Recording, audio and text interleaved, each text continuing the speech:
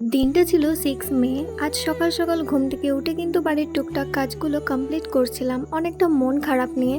কারণ আজ সকালেই আমার একটা খুব কাছের মানুষের হলো প্রত্যাগমন, আর বিকালে হবে আবারও একটা খুব কাছের মানুষের আগমন।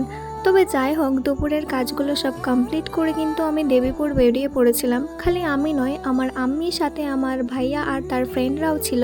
আমরা সবাই মিলে কিন্তু যাচ্ছিলাম হাওড়া রেল স্টেশন, যেখান থেকে আমার ভাইয়া আর তার ফ্রেন্ডরা সবাই মিলে যাবে ভিক্টোরিয়ার সাইডে ঘুরতে, আর আমি আর আমার আম্মি আমার ভাইয়াকে নিয়ে ঘরে আসবো। তোমরা তারাই এই আনন্দটা বেশি বেশি রিয়েলাইজ করতে পারবে যখন তোমাদের ফ্যামিলির কোনো মানুষ প্রবাস থেকে বাড়ি আসবে। তবে আমার কিন্তু আনতে যাওয়ার একদমই মন ছিল না, কারণ আমি যতবারই দেখেছি যে আমি আমার ভাইয়াদেরকে আনতে গিয়েছি ততবারই যেন আমার বারবার মন খারাপ হয়ে গিয়েছে আমার পাপার কথা ভেবে। আর ওয়েদার নিয়ে তো কোনো কথাই হবে না, দেবীপুরের সাইডে প্রচণ্ড পরিমাণে রোদ থাকলেও হাওড়া সাইডে কিন্তু প্রচুর পরিমাণে বৃষ্টি হয়েছিল। আর এই জায়গাটায় আসলে মানে এত পরিমাণে মনটা খারাপ করে ধারণারও বাইরে, যেটা তোমাদের সামনে আমি পরে শেয়ার করব। দেন দেখো, আমার ভাইও কিন্তু চলে এসেছিলো, আর বাড়ি ফেরার পথে এত পরিমাণে বৃষ্টি হচ্ছিল কিছু বলার নেই, যে ভিজে ভিজে বাড়ি আসতে হয়েছে।